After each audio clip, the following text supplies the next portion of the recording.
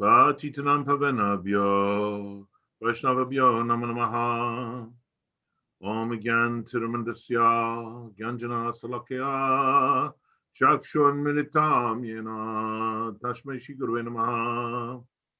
Chinada Pi Sunichina, Tarora Pi Sahishnuna, Amanina Manadena, Kitni Sadahari, Tate Nukampam Susamik Shamano, Bunjanaivatma Kritam Vipakam, Hitvakta Pupi Vidam Namaste, Jivita Yo Mukti Padesat Dayabak, Anya Blasta Sunyam, Yan Kamadana Vritam, Anukalenya Krishna Nushilanam, Bhakti Utama, Sri Krishna Chaitanya, Prabhu Nityananda, Sri Advaita Gadata Shivasari, Gaura Bhakta Vrinda, Hare Krishna, Hare Krishna, Krishna Krishna, Hare Hare, Hare Ram, Hare Ram, Ram Ram, Hare Hare. Hare Bol, good morning, good afternoon. I don't think there's any good evenings online. Brothers and sisters. I'm good evening. Oh, yes, sorry, you're good evening. You're quite right. So good morning, good afternoon, and good evening. Brothers and sisters, fathers, mothers, daughters, and sons. So beautiful for you to join us on this sixth. It's our first cycle, actually, of Mercy, Grace, Lila, where once, so for those of you who don't know, for one, we have 2 classes a week. It's all about building up a steam of greed for Kartik 2021, Gurudev Centennial, where 1 class a week is honoring the disappearance and the appearance days of all the acharyas of that week. And the other class is focusing on the Lila of Navreep. And then once the Navreep Lila is finished, we move on to the Kartik Lila all the way until our Kartik Vrat. So today I'm very happy that we have, and thank you, Maharaji. It's like just before you go to bed, we appreciate, I know you're also really busy. So very grateful that you're giving us your time. Maharaj will be speaking on the appearance day of Sri Jagadisa Pandita and the disappearance day of Sripad Bhakti Kumuda Shanta Goswami Maharaj. So without any further ado, I'm going to hand over to Maharaj and we will relish your Qatar. Thank you, Maharaj. Hari Bol. Oh, any questions? Maharaj, do you want questions during or wait till afterwards? Well, if the question is really on the point that we're discussing, then I'm happy to receive it. If it's all part of the flow, no problem, Yashoda. Okay, so anyone who wants to ask a question, just Zoom chat your request to me, and then I'll select you. Okay. I assume everyone knows how to use the Zoom chat. There's a chat at the bottom of your screen. You just press that, and you just select me. You show Nandan Das, and say you want to ask a question. Hari Bol. Thank you, Maharaj. Dandavat pranams. Dandavat, Yashoda. Dandavats, everybody. Gurave Gaura Chandraya Radhikaya Tadalaya Krishnaya Krishna Bhaktaya Tarabhaktaya Namo Namaha. Om Agnati Mirandasya Gyananjala Shalakaya Chakshu Unmilitam Jena Tasmai Shri Gurave Namaha. I'm first of all offering millions and millions of Dandavat pranams unto the lotus feet of my most beloved Gurudev, Nitya Lila Pravishta Om Asto Tarazarashishimad Srila Bhakti Vedanta Narayan Goswami Maharaj. And the same again, millions and millions of times unto the lotus feet of our most beloved Nitya Lila Pravishta Om Asto Tarazarashishimad Srila Bhakti Vedanta Swami Srila Prabhupada. And all the Vaishnava and Vaishnavi devotees on this thread, my Dandavat pranams to all of you. So thank you very much indeed, Yashoda, for making this remarkable arrangement where I can connect with so many devotees and we can listen together to some Harikatha. I'm very much appreciating your effort in all that you've gone to do, because I know it's not a small thing actually to get all the different speakers at the same time on the same page, etc., and arrange all the people to listen, send out. So you and your team have really done a remarkable job. And I'm personally really grateful for the amount of Harikatha you're able to generate around the planet at this time, especially this year, of course. And I know it's all in honor of Srila Gurudev. So without a doubt, Srila Gurudev is managing and fueling and keeping this alive and going. So I'm very, very grateful. Maharaji, there's a really beautiful Seva team that includes Madhavrat in Germany, Taruni in Wales, Manjalali in Switzerland, Balabhadra in the UK, and also now Madhuri Devi in Rhode Island, all doing different aspects of collecting the Qatar, managing the website, all doing all the different aspects. So I wanted to really honor their Seva. Beautiful. Absolutely wonderful. Absolutely wonderful, Yashoda. Totally inspiring. Totally inspiring. Remarkable opportunity. So today we're blessed with the appearance day of Jagadish Pandit and the disappearance day of Bhakti, Kumuda, Shanta Maharaj. So this is a very wonderful opportunity to appreciate these personalities in their the energy that they put into Mahaprabhu's mission. So I want to see it from that overview, so to speak. So we know that Mahaprabhu coming through Rupa Goswami, etc. This is like the first wave. And then Srila Krishna's Kaviraj is like the...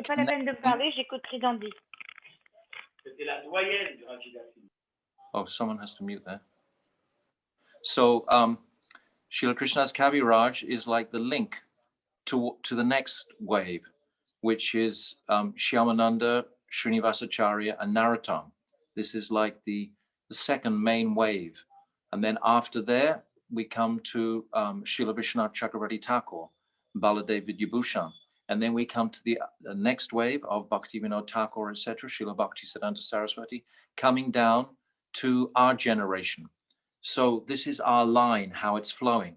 So it's intriguing to appreciate these personalities and where they fit in to this current of energy that is benedicting us today. So Jagadish Pandit, he actually took his birth in Assam, in the north of India. And then he moved before Mahaprabhu's advent, before he was born, he moved to Navadvip. And he lived close by. And his friend is Jagannath Mishra. So this is the generation of the personality we're glorifying today, this Jagadish Pandit. He was, of course, so much senior in age to Mahaprabhu. And personally, I always must appreciate who these personalities were in Krishna Lila. It just makes such a big difference to me to appreciate where they fit into Krishna Lila so that I can carry the conception and relate it to Mahaprabhu's Lila. So Jagadish Pandit, he's one of the Brahmani wives, the Dvija Patnis, the wives who took their prasadam to Krishna in the forest. They had heard about the beauty and sweetness and speciality of Krishna. They had heard from various flower sellers, from different personalities who would go to Braj and come back. And they had completely melted in affection and attraction to them. Krishna's cowherd boyfriends, they approached the brahmanas at the yagya begging for some foodstuffs, and they were rejected. And then Krishna sent them to the Brahmani wives. And it's very beautiful because Krishna told them, don't say that you're bringing, that I am hungry. But the boys, in their enthusiasm, they did tell the Brahmani wives that Krishna is hungry, he's in the forest. And what happened? The Brahmani wives, they all fainted straight away, feeling some pain that Krishna should be hungry and that they weren't able to feed him. They had this motherly, more than love, motherly, such a deep affection for Krishna. But the cowherd boys, they were all sort of looking at each other and say, well, what's happened to all these ladies? Why are they all passed out? And then gradually they regained consciousness. And immediately on hearing that request, they gathered all their pots together without thinking, totally fearless, and immediately rushed to the forest to pacify Krishna's hunger, just as a lover or a mother would actually do in all honor and service. So this is the heart mood of the Dvijapatnis. And Jagadish Pandit is one of those Dvijapatnis. Understand clearly, of course, that these personalities, they're not walking around thinking, oh yes, I was a Brahmini wife in my previous birth. No, that's covered by Yogamaya. So all of their previous incarnations, births are covered by Yogamaya. At different times, Mahaprabhu miraculously will enlighten the devotees. It's described in Chaitanya Bhagavat at that Satprahariya Kirtan in Srivasangam. He was telling so many of the devotees their previous births and so on. So Jagadish Pandit, he came to live close by Jagadish Mishra, and his wife's name is Dukini.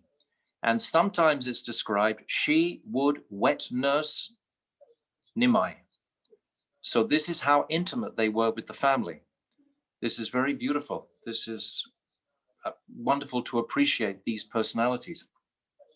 And then, of course, there's the very famous story that we all know, I'm sure, that when Nimai won Ekadashi, we know from his birth, he got all the residents of the household to chant Hare Krishna by seeing that this would stop him from crying.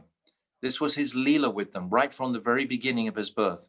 He would make the whole town chant Hare Krishna, because as soon as they saw him crying or weeping, immediately they knew the secret and they had to chant Hare Krishna. So from his very birth, he was getting all the residents to chant. But this one particular day, on an Ekadashi day, he would not stop his crying.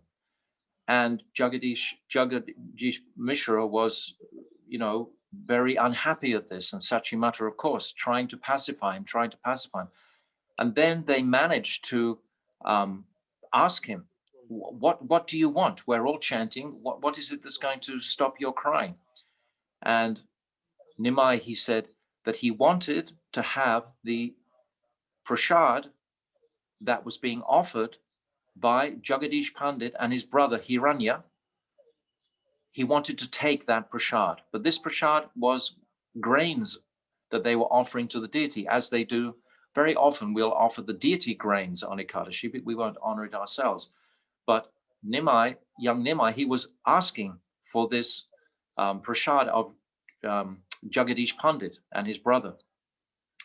So this seemed to be like a strange request, but nevertheless, Jagannath Mishra, he took the trouble and the time to walk right across the township, because they were living kind of close together, but still there had to be a journey involved to reach the house of Jagadish Mishra. And he blessed them with the request from Nimai to please could he have their offering for the day. And Jagadish Pandit said, this is amazing. How does he know we're offering at this very time? We're offering all these special preparations. We were actually offering a festival for our Thakurji today. And they had made a huge feast. And they were so happy that young Nimai was actually requesting this. And they immediately packaged everything up and sent it across with Jagannath Mishra to young Nimai. And he honored and took all of that prasadam. So this is related by Vrindavan Das Thakur in the Chaitanya Bhagavat. And this is one of baby Nimai's amazing childhood pastimes. But just this relationship with Jagadish Mishra that we're glorifying today in particular, it shows his sweetness and special, and his relationship, above all his relationship. These Navadvip Vasis are the same as the Bridge Vasis, in the sense completely open-hearted, completely without envy, completely seeing Krishna, seeing Nimai rather, as their own supreme Lord. They weren't acknowledging him as God, just as in Braj we understand that none of the residents of Braj honor Krishna as the supreme Lord. We understand the distinction between Aishwarya and Madhurya. The speciality of Madhurya is that Krishna doesn't know he's God, neither do the residents know he's God, nor do they honor him like God. They think that Krishna is dependent on their service to him, to maintain him, etc.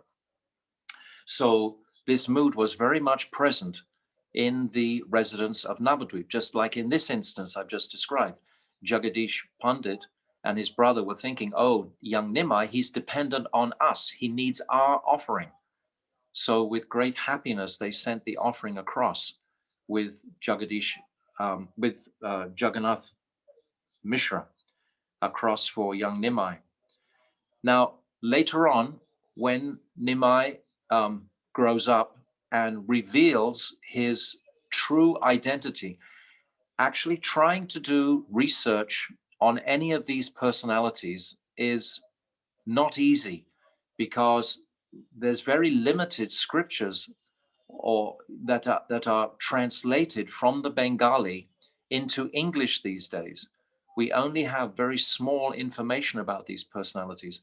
I've been very fortunate to spend the last few months traveling all around Nadia, going to all these places of their birth and of their different pastimes. So we've been collecting more information, but more than anything, we've been getting a sense of the relationship they had with Chaitanya Mahaprabhu, with Nimai Pandit.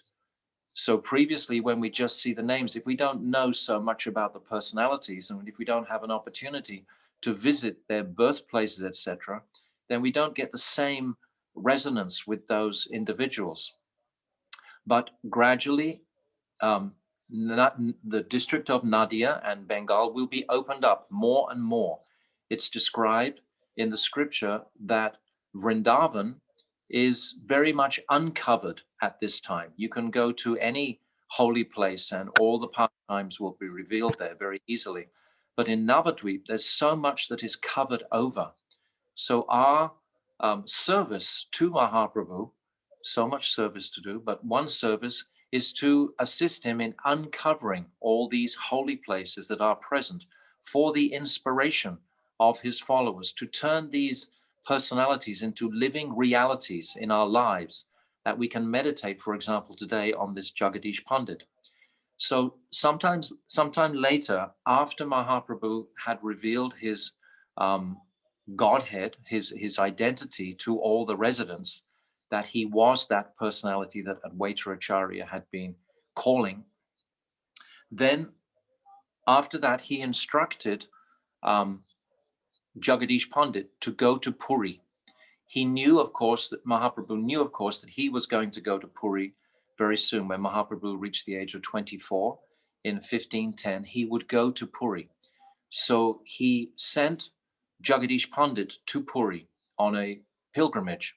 And while Jagadish Pandit was in Puri, he totally fell in love with Lord Jagannath, completely gave his whole heart to Lord Jagannath. And then when the time came for him to leave, he was feeling such acute separation as he was walking back to Nadia, that Lord Jagannath came in a dream and said, I want to come with you. And Jagadish Pandit was astonished. He said, well, how can you possibly come with me? You're so big and heavy for a start. How could I possibly bring you all the way to my place? And he said, don't worry, I will make myself as light as a cork, and you can just carry me very easily on a staff. So Jagadish Pandit was elated to hear this. And Jagannath revealed at the time in that dream that he was also revealing himself in a dream to the king of Puri at that time, Prataparudra. It was just before Prataparudra, actually. And he was, he revealed himself in that dream, saying that he was to please give the Navakale Vara, which is the Jagannath which becomes changed every 12 years. Lord Jagannath is changed. So the Navakale Vara, this form of Lord Jagannath, was instructed by Jagannath himself to go with Jagadish Pandit to Bengal. So that was arranged, and two Brahmins were carrying Lord Jagannath between them, and Lord Jagannath was as light as a cork. And Lord Jagannath told Jagadish Pandit, wherever you stop and you put me down, then I'm not going to move again. I will stay there.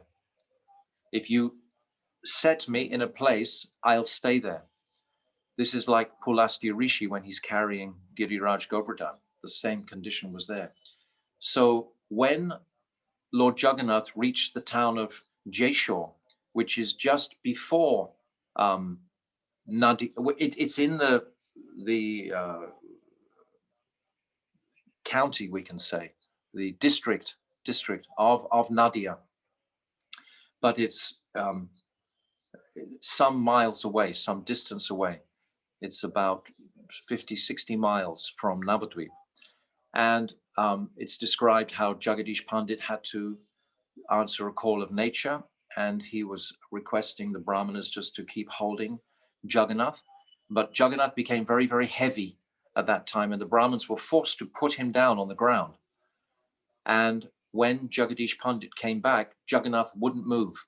There was no way he could move him at all. So then Jagadish Pandit realized that, oh, Lord Jagannath wants to remain here in this town.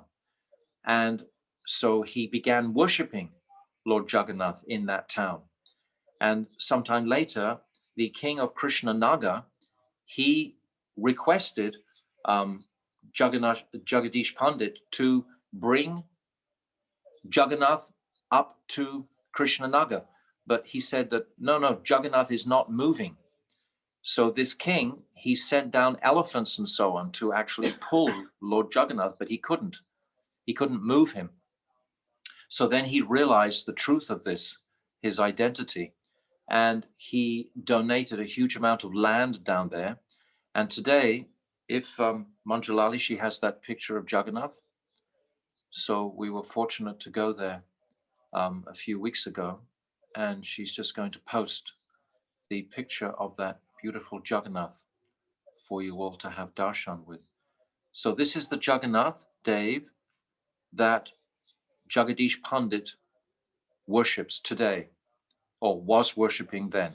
And this Jagannath deity is still situated in the township is called Chakdar now.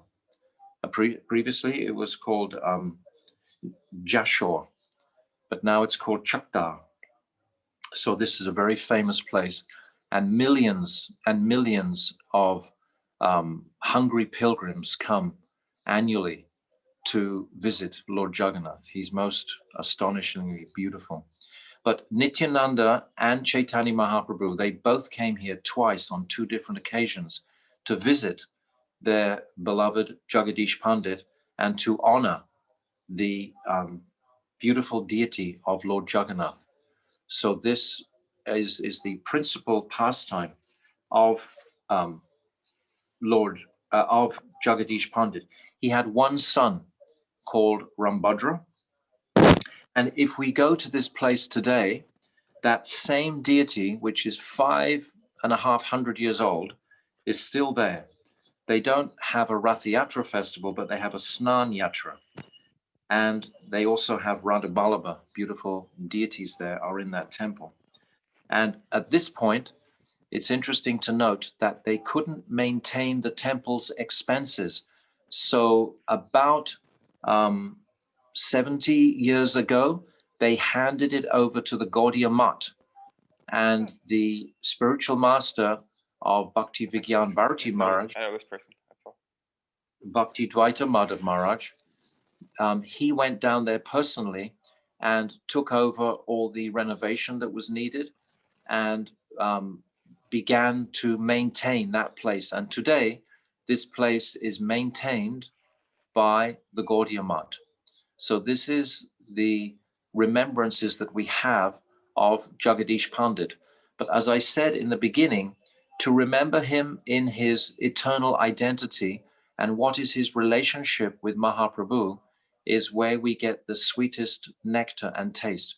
What I've described are the sort of events around his life and so on.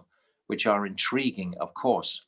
But then when we realize and appreciate why Nityananda and Chaitanya Mahaprabhu were so attracted to this personality, especially his offerings, his prasadam offerings, they would relish them so much. So a festival is there annually at Jagadish Pandit's place, his Sripad.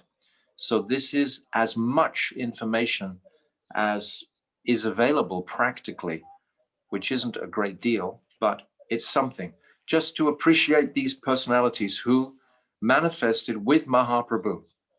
So many of his associates, even associates from Dwarka, they would manifest with Mahaprabhu. All kinds of associates, Nityasiddha Parikas, would come and perform their pastimes with Mahaprabhu. So this is like the first wave, so to speak, of Mahaprabhu's mission, that he's planting these jewels in the planet for the conditioned jivas to become more enthusiastic towards appreciating the nature and speciality of Mahaprabhu himself. All of these aspects, they add up to help us appreciate Mahaprabhu and what were the great gifts that he came to offer.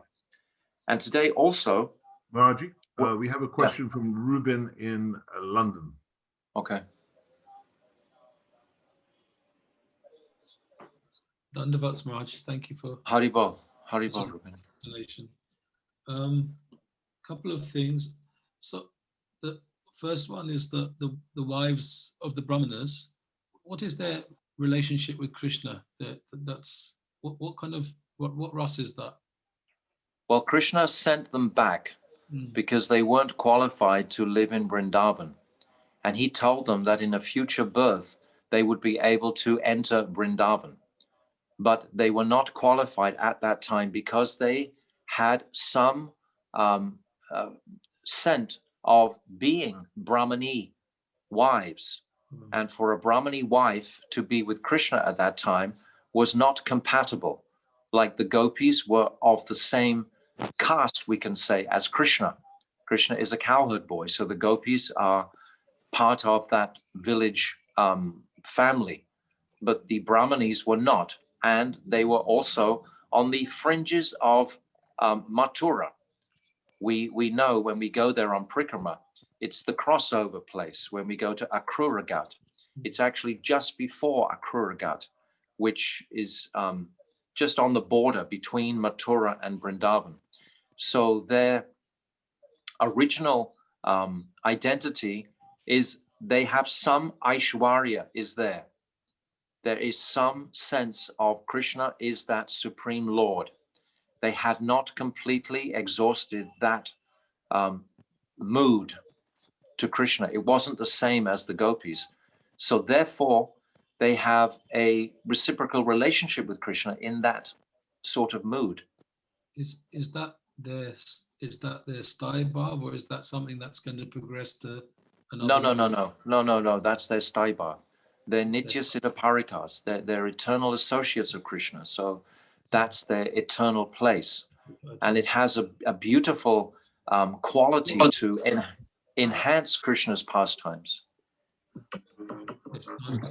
The other one, what other question, Marge, was you talked about uncovering of Mayapur and Vrindavan. Like on one side we hear that Vrindavan is becoming covered and Mayapur is becoming prominent.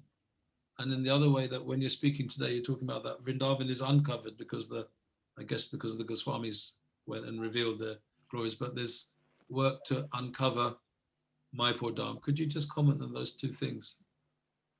Vrindavan is almost completely uncovered in the sense that all the holy places have been revealed and glorified and put on the map.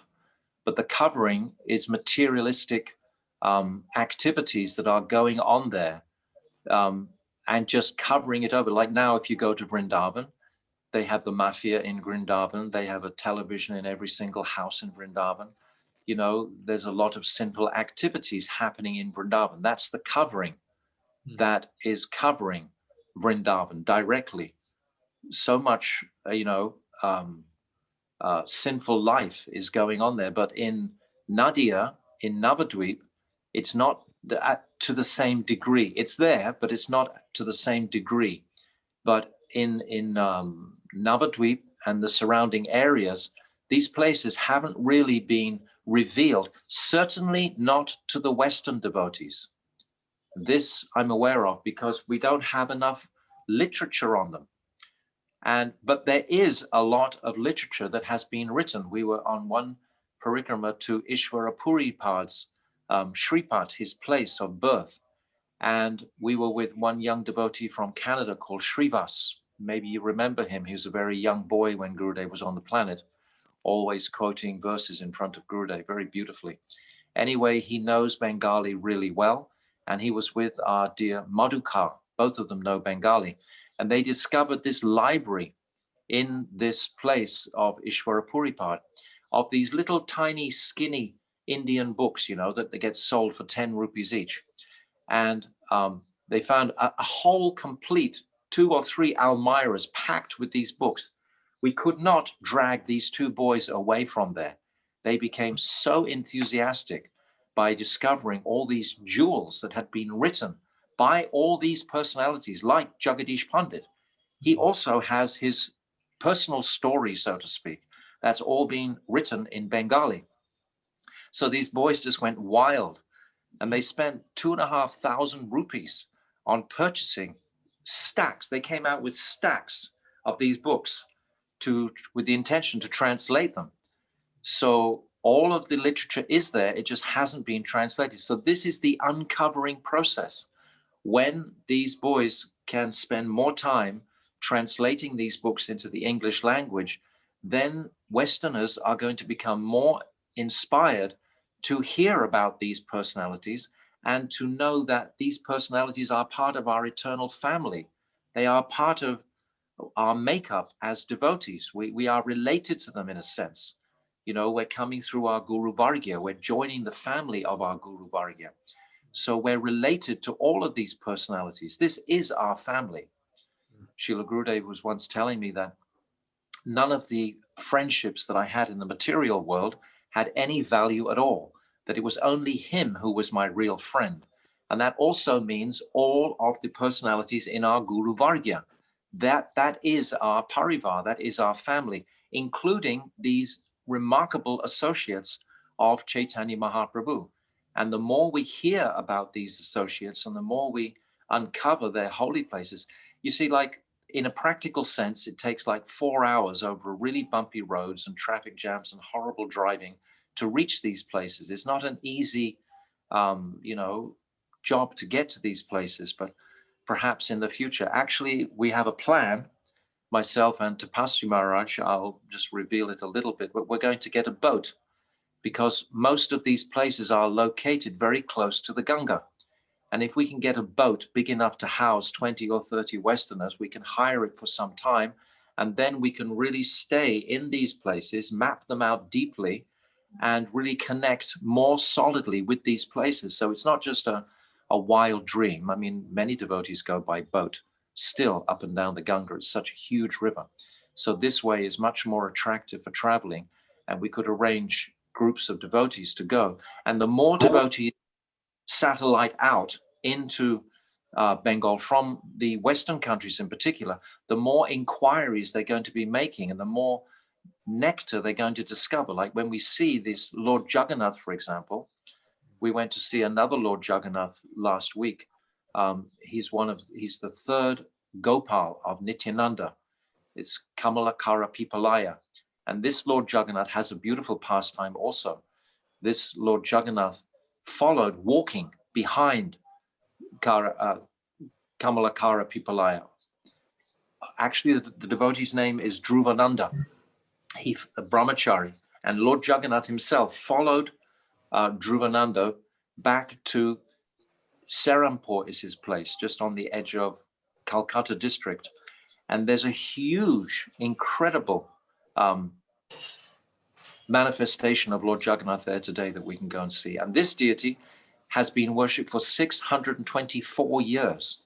That's how ancient he is. And he's so potent Amazing. And when we're honored with darshan of these personalities, not only that, but knowing about the people who worship them and how they got there and the families that have taken care of them and looked after all this time, then we can enter into a mood of these personalities in Navadvip. So this is the uncovering of Navadvip, Nadia district of Goradam. The last question is actually connected to Jagannath. We see Sorry, Jagannath. Ruben, just hold on 1 second. I just want to comment on that answer Yes, just quickly. yes.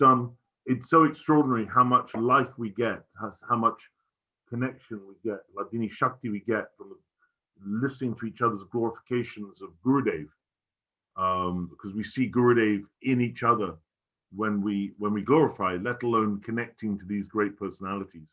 So there's when you were describing that connection, Maharaj, about connecting Mahaprabhu through all these personalities, in a sense, we have experience of that when we connect to Gurudev through each other, let alone these exalted personalities. Yes, very so much nice more point. powerful. Very nice point, Yashoda. Yes, exactly. Everything is relationship from top to bottom. Our whole process, everything. Our relationship with our Guru Vargya, our relationship with our individual gurus, our relationships personally with each other, our relationships ultimately with Krishna and Radha and our seva. All this is the realm of love. Love is the realm of relationship. What is Radha's relationship with Krishna? Within the core of Radha's heart is the greatest love conceivable for Krishna. And this is our goal, to serve that love. Yes. So by churning these people. Last question is, like we saw that. If we want a relationship and we don't have the relationship, then if we beg that personality for the relationship, it will come. If we beg that personality, it will always come. Practically in Nadia, it's always comes back to Nityananda.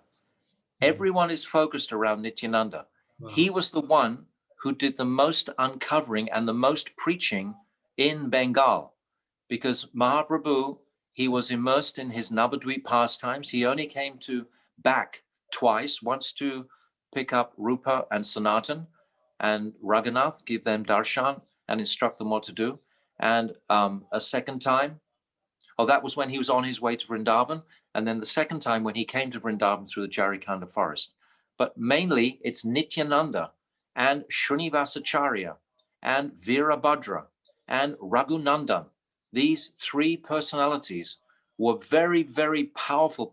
Virabhadra is the son of Nityananda.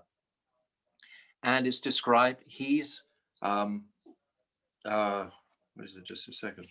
I think it's Kshirodakshay Vishnu. Where is it? Virabhadra. Yes, he is Aniruddha in the Chatu Vyuha, and he's Kshirodakshay Vishnu. This is who is the identity of Virabhadra, and he's the son of Nityananda and Vasudha, and he takes initiation from Janavamata. So all of these personalities, it's like it brings Mahaprabhu's Lila to life by examining and tuning in to all these different personalities. It really is an eye-opener. It's really fascinating to be able to have the opportunity to do like this. And Raghunandan, he's Pradumna of the Chatu Vyuha. And he's also a Priyanam Saka. Oh, that's one thing I forgot to say about Jagadish Pandit. He's a Saka of Nityananda and a Saka of Mahaprabhu. He's both. So that's his eternal identity. Ruben had more questions. Yes, thank you, Maharaj. I appreciate it. And Yashoda Prabhu as well for your comments as well. We noticed that that the deity of Jagannath manifest that you showed a beautiful picture of. What's the significance? We see Jagannath on his own in some temples, and then sometimes Jagannath, Baladev, and Lady Subhadra. What is the? Because my understanding, Ruben, is that Mahaprabhu, when he had darshan, yes, that's the book, Madhubrat. That's the book, but it's very limited. There's not so much in there. Yes, I have the same. Yes, yeah, the same. That's the one. Mother Brat is showing us this book, which has a lot of the associates in, but it's actually limited. It's not so extensive. But to answer your question to the best of my ability, Mahaprabhu would only see Jagannath. He wouldn't be aware of Baladev or Subhadra.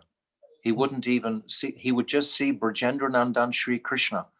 So these other personalities, it appears that they also are having the same vision as Mahaprabhu, that they only see Brajendra Nandan Krishna, that Subhadra and Balaram are not so prominent in their minds and hearts also. That is just Jagannath Dev. That's as best as I can say. I appreciate it. I was always wondering when I go into the temples, when I see Jagannath, there's like, if you look at Pramod Puri Maharaj's temple, there's always a Jagannath in most of his many temples. Because Mahaprabhu would just see Lord Jagannath. Mahaprabhu wouldn't be seeing, because Krishna and Radha are never together with Balaram. Yeah. So you never really see in Braj, when Radha and Krishna are together, that Balaram is there. So we just see Brajendra Nandan Krishna, but we don't see Balaram and Subhadra. Many reasons. You think about it. You chant a few rounds and well, you'll the thing appreciate it. that comes to me is that he's gazing on Jagannath in the mood of Shamasundar, and he's Radha. So Baladev and Subhadra would disturb that mood. Yes, absolutely. Yes, yes, yes, of course. Absolutely, absolutely. Thank you. Subhadra, please, in Dwarka, not in Braj. Yes, Yashoda. I just should mention to you, and excuse me, Prabhu, if I embarrass you in any way, but we have in our class today Madam Mohan from Shepton Mallet, and he's a poet and fluent in Bengali. So there may be some savor here, some engagement between you and him in this translation effort. That would be so wonderful. That would be absolutely nectar. That would be so remarkable. We should connect. We must connect. We must connect. It's urgent, you know. I mean, how many years have any of us got left on the planet? We want all these books translated immediately. I want to know more about Jagadish Pandit. I want to know more about Hiranya Pandit, his brother. Me too. Yeah, when we. And you know what? There's another amazing project that I stumbled across a while ago. Bhakti Pramod Puri Maharaj, with his press that he was ordered to start by Bhaktisiddhanta Saraswati Prabhupada, and he said at the time, "I have no qualification," and Jagat Gurudev said, "No, the qualification will come as soon as you start." And he was publishing daily. Yes. Nadia Prakash. Yes. Yeah, and none of that is in English. Yes. This is an extraordinary. No, some of it is already. I was looking at it the other day. Oh, really? Oh. Yeah, Srivas, this young boy I was talking about before. Wow. He has his computer something like the first 95 editions of it. Wow. Or it goes back to the year 95 and before that also. He had these translators. They have minds inside their computers, you know, that haven't actually come out. So we need to catch them. But okay, this is very exciting. They're young-spirited personalities, and they have their youthful nature of traveling around, and you know, it's hard to sort of grab them and tie them down. But we're in process, Yashoda. We're trying to actually. I tried today. I sent a long message to him personally today. Amazing. To try to bring him. This is this is Raids of the Lost Ark stuff. This is cutting edge. Oh yeah. Oh very yeah. Exciting. Because by appreciating the associates of Mahaprabhu, yeah, how much more can we connect with Mahaprabhu and Mahaprabhu himself, but particularly Nityananda. Yes. When you go to one of these Sripads, one of his 12 cowherd boys, there are 12 cowherd boys that are scattered all around here locally. We've been to about 10 of them so far. And Nityananda himself is so pleased that you took the trouble to go over the bouncy road, to go to the home of one of his dear Gopals. He just pours the mercy onto us, you know? It's really strengthening. We need that. We really do need that. It's very ecstatic. Special. Mother Mohan, is it possible? Can I beg you to send me your telephone number, your mobile, on the Zoom chat? You're on mute, by the way, Prabhu. You're on mute. Who is? No, Mother No. Mohan. He's Okay. speaking, but he's on mute. Okay. Oh, yeah. Just Zoom chat your number to me. Yeah. You know how to use the chat? Yeah. Okay. Great. So, Thank you. So today we also connect with the current generation, or just prior. Bhakti Kumuda Shanta Maharaj was the last disciple remaining on the planet of Srila Bhakti Siddhanta Saraswati. And he's coming from such an exemplary background. Bhakti Siddhanta Saraswati, it was revealed to him directly when he had what we would call an epiphany, or had his complete connection with Mahaprabhu, after him chanting a billion names, I think it was. Shamji will be able to tell me exactly how many names. He's here on the call, I think. But I think it was, he sat down to chant, was it 1 billion name or more? But after 8 or 9 years of that chanting, then Mahaprabhu, the whole Panchatattva, revealed themselves to Srila Bhaktisiddhanta Saraswati. And at that time, they ordered him to actually begin this movement the way he began it. And they said at that time, we will send you men and we will send you all facilities. So every time one of these personalities, these extraordinary personalities, came to Srila Bhaktisiddhanta Saraswati, he would close his eyes in reverent prayer and said, oh, Nimai Prabhu, Mahaprabhu, Sachinandan, Gora, he has sent directly this personality to assist us. So Srila Kumuda Shanta Maharaj was the same like this. He was an extraordinary personality from his birth. His father was very, very affectionate to all the devotees, and the devotees would come in his home and he would host them, and he would do whatever he could with his monetary resources to facilitate them. This was in the very early days. And then his son, Radharaman, at that time, was showing many very amazing devotional sentiments. He would sit in the temple room all day and just read and just look at the deity and chant. And one day, Srila Pramod Puri Maharaj, when he was a brahmachari, Pranaba, what's his name? Someone can tell me here. Someone is a disciple of Srila Pramod Puri Maharaj. Pranavananda was his name, brahmachari name. And he came with Bhakti Hriday Bon Maharaj. And he noticed this young boy was so not doing the things that ordinary boys do, running around, just playing and so on like that. So he spoke to him.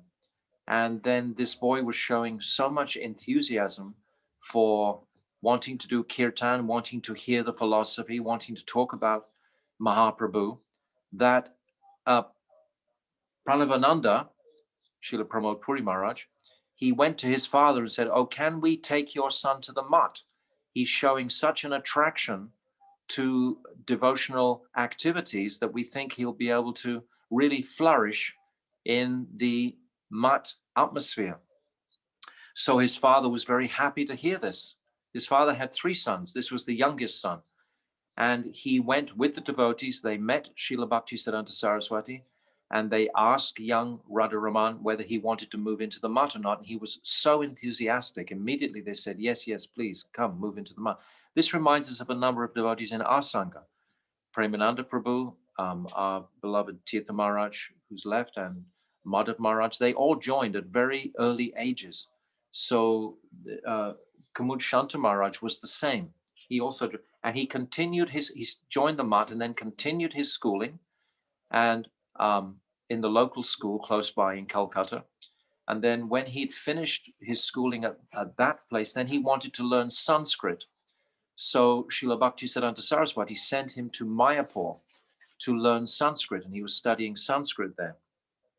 And then at that time, Srila Bhaktisiddhanta Saraswati was putting on these wonderful exhibitions of Mahaprabhu's Lila, etc., and Krishna Lila. He was very much wanting to demonstrate to the local people in diorama form Mahaprabhu's Lila. And he asked Radharaman to please take charge of this and to give the lectures on that. And Radharaman was somewhat hesitant because he thought that he wouldn't be able to finish his studies of the Sanskrit. And then Srila Bhaktisiddhanta Saraswati was explaining to him at that time, we couldn't appreciate, that we haven't come here particularly to study Sanskrit. We've come here to propagate the message of Chaitanya Mahaprabhu. This is far more important than your studies. So many examples like this of direct teachings from Srila Bhaktisiddhanta Saraswati, this young Radharaman was given. Just a second.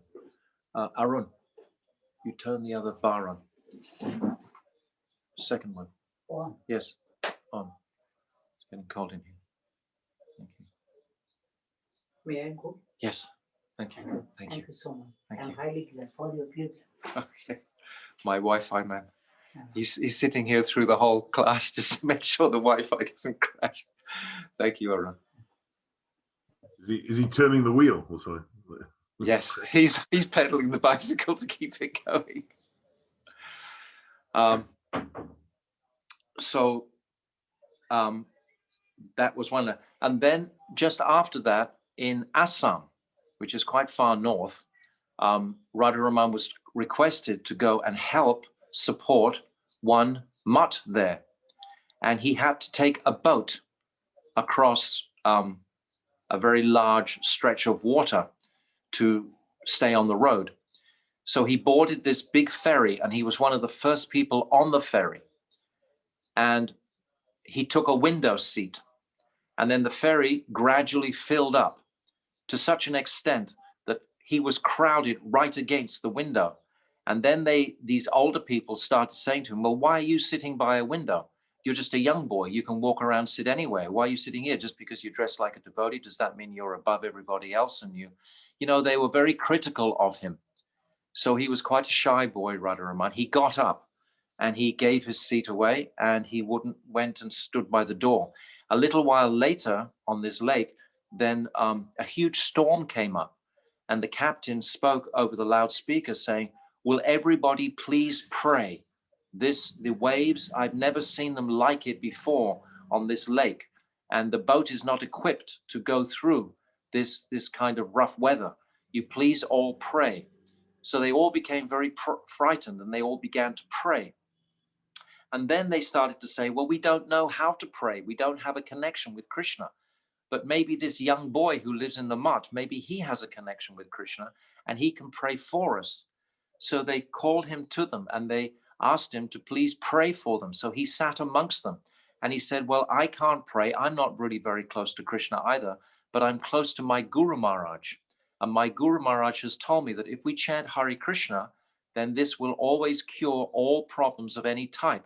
So he had the whole boat chanting Hare Krishna, and he was leading beautiful kirtan. And very shortly after that, everything became calm again. So he comments himself on this incident later on. He said, Srila Shanta Maharaj often mentioned this pastime, and in doing so, taught us that both the criticism and the praise of ordinary people have absolutely no value. Therefore, we should never become affected by whatever people may speak. Such people praise and criticize only for their own sense enjoyment. So that's a very sobering appreciation, that the way the materialist, he will glorify us because he wants something, and he'll criticize us because he can't get it. So there's no real value in those relationships at all. So this was one of the pastimes. This is, I'm looking at this book, Beloved Masters, Srila Bhakti Vigyan Bharati Maharaj. He's written this beautiful compilation of all these pastimes of these different personalities. So the nature of Bhakti Kumuda Shanta Maharaj was that he was very strict. And as he was growing up in the mutt all his life, So he had a very sober nature indeed. And people were very attracted to this because the intoxication of the material world can leave us very bewildered at times. But if we meet a very sober person, it can really be very grounding and very nourishing for the heart. So it appears to me from reading this that he had that type of mood and heart. And there are many incidental pastimes that are described. One time they were in an assembly, and one wealthy man was saying that he was Brahm, that actually he was God. And they were, oh, can you still hear me? Okay. He was God. And then other speakers spoke. And then when Kumuda Maharaj spoke, he said, are you really God? That means you're fearless. And he said, yes, I'm God. And then Shanta Maharaj, he grabbed his danda and he charged across the room at this Mayavad. And immediately, of course, this Mayavad was terrified. And then Shanta Maharaj said, see, why are you afraid? You just said that you were God. Why should you be afraid? And he exposed him totally to all the audience, and all the audience started laughing. So these types of very bold demonstrations where he would bring out the philosophy in relationship to people. If someone says they're God, what would they have to fear from anything? So I he love would that, do. Maharaj. We got to try that sometime. We got to. He's only a very little man. He's a very short man, but it's described how he looked so fierce that he grabbed his danda really tightly and charged at the man. So like a full Nrsimha on someone like that. Yeah. Yes. And Srila Bhakti Vigyan Bharati Maharaj, he quotes a couple of things at the end of this description here that he got from his teachings personally from Kumuda Maharaj, because we know that Srila Bhakti Vigyan Bharati Maharaj, he was so blessed to have the opportunity to serve directly so many of these personalities, and especially Bhakti Dvaita Madhav Maharaj. He would go with him, very much so. It was actually Bhakti Dvaita Madhav Maharaj who, when Srila Bhakti Siddhanta Saraswati left this world, then, as we know the history, everything became like broken up, and there was so much court cases and fighting. At that time, his name was Radharaman Kumuda Maharaj. He left the Gaudiya Math. He went back to his home, and he was going to stay in his family then. And then it was Bhakti Dvaita Madhav Maharaj who came to his house and begged him to please come back to the Math, that he would protect him from all the fracas that was going on, and that he would look after him through that. And eventually, Bhakti Kumuda Maharaj, he wasn't a sannyasi at that time, he was still Radharaman. He came with him. And Dvaita Madhav Maharaj was so pleased. And at that time, Dvaita Madhav Maharaj, he took him to, what was the name of him? Bhakti Vichar Maharaj, Yajur Vichar Maharaj, I think the name was, for sannyas. And he gave him sannyas, and he gave him the name Bhakti Kumuda Maharaj. And then he would travel a lot with Dvaita Maharaj. But what I got from this in relationship with Jagadish Pandit that we've just been relating is the different generations of personalities who are serving the mission of Mahaprabhu.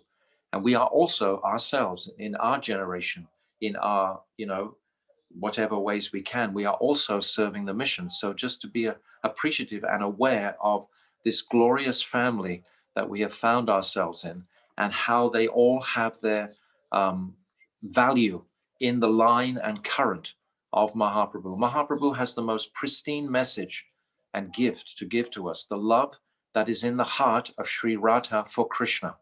Radharani is melting in every pore of her body in affection and attraction to Krishna. And this is what Krishna himself wants to experience and taste. And that same Krishna who wants to taste that, wants to benedict all the jivas with the opportunity to serve that love that is residing in Radharani's heart. This is our goal. This is our principal focus. So by appreciating all these different personalities, we can, it gives us a much greater appreciation of the nature, the personality of Mahaprabhu, this Jagadish Pandit and his great devotee, Bhakti Kumuda Maharaj. They gave their lives, their complete, dedicated every minute of their day and their time. We read about so many personalities of Srila Bhaktisiddhanta Saraswati, of this caliber, of this nature. They kept no time for any sort of pleasure materially for themselves, but they just dedicated their entire being to service to Mahaprabhu. So if we can be inspired by these personalities to dedicate our lives more fully to Mahaprabhu, then we are connecting more with that family and more with the gifts and the truth that that family will bestow upon us.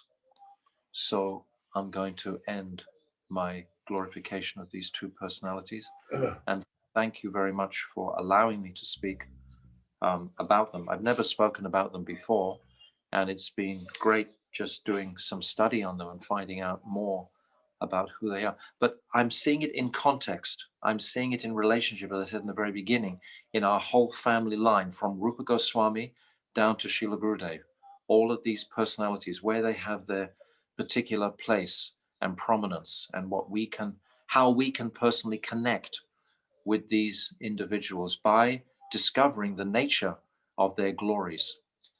And Srila Bhakti Vigyan Bharati Maharaj, he's told us repeatedly, if we don't glorify these personalities on their appearance and disappearance days, it constitutes an aparad. Because there's no doubt when we do glorify these persons, then a special window coming from that person's, Bhakti Vinod Thakur, he's written, he reasons ill who tells that Vaishnavas die when thou art living still in sound. The Vaishnavas die to live, and in living try to spread the holy. Vaishnavas never die. They are eternally present. So how to connect with these personal, how to connect with Bhakti Vinod Thakur, how to connect with Srila Gaur Kishore Das Babaji, how to connect with Srila Bhaktisiddhanta Saraswati. Certainly on these days by glorifying, like Srila Gurudev would want us to connect with Rupa Goswami on his Tirabhav. For 5 days we would glorify him. For 5 days Gurudev kept that window open. Yes, you can all get Rupa Goswami's mercy. For 5 days, I'm holding the windows open by getting all these different speakers to honor this personality, because they know that this, it's almost like a mystical portal is open, and these personalities can manifest something of their speciality and their love, particularly their love, in this case, all focused on Chaitanya Mahaprabhu and Nityananda.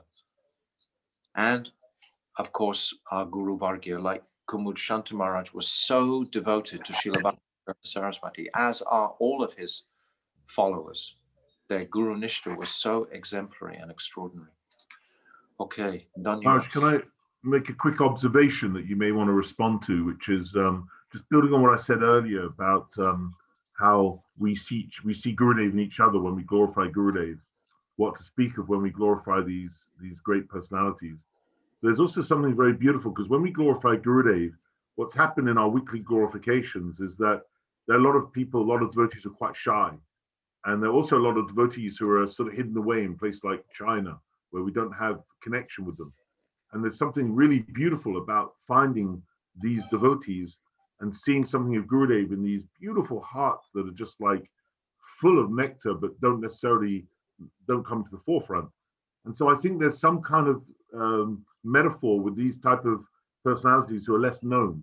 When we uncover them, it's like going into the intimate family of Mahaprabhu, and you just kind of feel like, wow, it's like not, it's same and different to the great personalities. They're all great, but there's something about it that you feel like you're getting to the nook and cranny of Mahaprabhu's heart.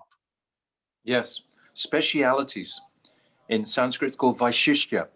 You know, like in the material vision, we tend to put ourselves aloof from someone or put ourselves under someone. But in the spiritual vision, we're just seeing the absolute connection they have with our Lord, with Srimati Radhika. We see that connection. We cut all material sort of connections with that, and we can just, yes, very nice, Yashoda, very beautiful. Would anyone like to ask Maharaj a question? Madhu Brat. Maharaj, Haribol, go for it. Hare Krishna, Dandavats Maharaj. Dandavats, Madhu. Great to Haribol. see you. I was just wondering, because you, with Bhakti Kumud Santa Maharaj, like he left quite recently, actually, didn't he? Like in about 2012, like after Gurudev left, actually. Yep. And he, for many years, he remained in Samadhi. And you may have gone to have his darshan. We went just after Gurudev left. We went to have his darshan, and you could look through a window, and he was just lying on his bed, and he would like turn and look when you came to the window and sort of glance at you. And I'm just wondering why some pure devotees, they choose to stay in that condition for a long period of time at the end of their manifest pastimes. And I think Bhakti Vallabha Tirtha Maharaj did also. Why they stay like that in that condition. And some, like our Gurudev, they just finished his pastimes and just went very, very quickly. Tell us, for a start, more about looking through this window, because I never went to see him. Well, he has a Gaudiya Mat in Calcutta, and after our Gurudev was placed in Samadhi, then a few devotees, I think Vrinda Didi, myself and a couple of others, we went to Calcutta, and we had darshan of Bhakti Vallabha Tirtha Maharaj firstly, and he was still speaking and giving darshan at that time. But then we went to have darshan of Bhakti Kumud Santa Maharaj, and I don't know if you've ever been to that mat, but it's a beautiful, very traditional, old Bengali style Gaudiya mat. It looks like it's like stepping back into the 1920s. It's amazing. And you could go and have his darshan, and it's like you go into a little room which joins onto his room by a door, and there was like a little window in the door, and they would draw the curtain, and you would stand in the window, and then apparently sometimes he would look and sometimes he wouldn't look. But when we went, he looked, actually. He opened his eyes. What was his situation? Was he in sick, or had he left his body, or what? No. He hadn't left his body, but he'd been in that condition for many years. I don't know how many years, I can't remember, but a long time. He'd been just lying on his back in bed being served. Was he Nepalese, slightly looking like slightly oriental looking? No, I think he was a different one. But yeah, he remained in that condition for many years, and I just wondered if you had any idea why some Vaishnavas stay in that. Well, Srila Vamana Maharaj also, he went into that sort of abstract place that we would materially call akin to Alzheimer's or something like that, right at the very end of his life, right? He wasn't communicating at all. No, but he wasn't just lying like that, like almost like completely. They would bring Srila Vamana Maharaj out in a chair, and he would sit, and his eyes were like open like this, and he would look, and sometimes he would speak. I think he spoke to Uma Didi and others. But with Srila Santa Maharaj, it seemed to many years he just lay in that like internal state, Gurudev seemed to intimate with Srila Bhakti Vallabha Tirtha Maharaj that he was processing his bhajan, so to speak, at that time internally.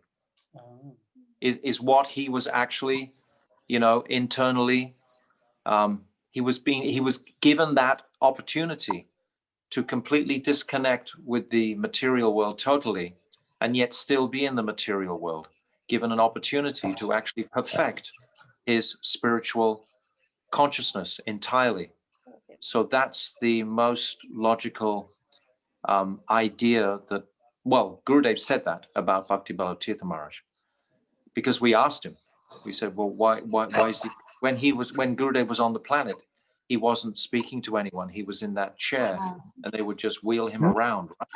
No, You it's a remember? song. Yes, we went to see him at that time. I mean, Yeah, I think I have a photograph of Bhakti Kumar Sant Maharaj. I can send you if you want. Yeah, please put it on Just the link here. Yeah, great. I haven't got it right to hand, but I can Okay. look for it. But Yeah, I was nice. thinking, Madhavraj, maybe- if you send it to me, I'll post it around in the group. yeah, if I can find. I was thinking maybe one other reason is would it be something to do with sort of balancing the energy of the earth kind of thing, because you know That's a bit esoteric for me. to remain, to be sort of giving that mercy. Do you know what I mean? Sort of like Yeah. to be available, even though not in a kind of manifest and interacting way, but just to I be, can't say anything authoritative here. I can only speculate, you know. I But can you know, only speculate about everything. all of these what you're saying are certainly possibilities. Because what's his name? Parijatak Maharaj, Brajak Maharaj. He's also becoming a little bit forgetful now in our Keshavji Gaudiya Math. And you know, anyway, seems to be going in a sort of similar kind of direction of closing down a little bit. So some personalities, they do like that. Okay, thanks, Maharaj. But I can't really answer authoritatively, of course. Except Gurudev did say that about Bhakti Ballabh Maharaj, that he was perfecting his bhajan. That's the way he termed it. Okay. But just a little something. Sri Bhakti Ballabh Goswami Maharaj, he entered into deep samadhi after Sri Just looking for you. Hang on a sec. That's Shamrani, isn't it? Yes. Just a minute. Let me look for your picture so I can see you while you're talking. Oh, hang on. Okay. I put my video on. Yeah. Okay, I got you. Okay. No, lost you again. Yeah. Honeybone. Okay, can't see you. Yes, Yeah. you said that Srila Bhaktivedanta Maharaj said this about Srila Bhaktivedanta Goswami Maharaj. However, he entered into deep samadhi once Srila Bhaktivedanta Narayan Maharaj had already entered Nitya Lila. No, wasn't he incapacitated while my Gurudev was on the planet as well? No, he was fully active and preaching, and so maybe it's somebody else he was referring to. Maybe he was talking about Srila Shanta Maharaj.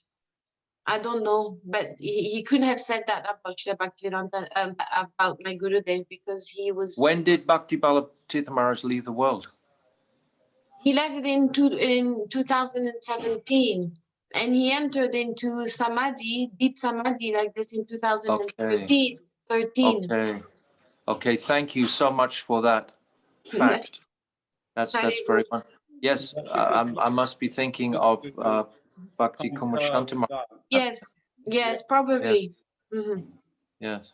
Yes, because we went to see Bhakti Ballabh Maharaj after my Gurudev's Samadhi, and he was speaking with us, and just so. Yes, you mentioned that. Yeah. Okay, I became confused about the personalities there. Forgive me for that. Yes, thank you, Shamrani. Thank you for that. No worries. Thank you, Haribo. Thank you for your Harikatha, Maharaj. So inspiring. Okay. Yes. Okay. Devotee families. Okay. Margie, do you need to? You probably need to go now, right? Well, if there's any more questions. Okay, great. Any other questions? Otherwise, we'll close up. Or comments, sorry. Okay. Okay, Marge, thank you so much. That was so beautiful. I felt very intimately connected with these personalities. I'd read about Shanta Maharaj in that wonderful book. I really recommend that book by Beloved Masters. My Beloved Masters, a fantastic book, full of intimate pastimes. Because he Bhakti Vigyan Bhakti Maharaj, he served the Vaishnavas so beautifully. Lots of great intimate stories. And also you've just uncovered a whole area of seva regarding the translations of from the Bengali. Mm. That is also exciting. And thank you for Nakunja, who actually was the one on chat who quietly in the background prompted me to mention about Mother Mohan. So she was doing some very nice. Well, doesn't Nikunja speak Bengali also? No. she's remaining very quiet. Okay. She speaks So good Margie, London English. Okay. thank you so much. And thank you so much for giving us your valuable time. A quick announcement on Thursday, we'll be back to our regular Thursday time, which is 5:30. It's only 1 in every 6 classes that we do at this time, because Maharaj is obviously in Navreep, so we can't ask him to be speaking at sort of midnight or 1 in the morning. So we'll be back at 5:30 on Thursday, where we'll be talking about Lila, absorbing ourselves in Lila. And thank you for everyone's Shravan, because your Shravan makes Maharaj's Kirtan possible, which also makes each other's Shravan possible. So we're all cooperating here in a mood of seva, which is very beautiful. Makes our Smaranam possible, our remembrance. Yes, exactly. Yes. So Shmaranam, Kirtan, Shravan all linking together. Yeah. So Hare Krishna, Dandavat Pranams. Dandavats, Prabhu. Hare Krishna. Dandavats. Haribol. Can I go now, Yashoda? Maharaj, thank you. Of course.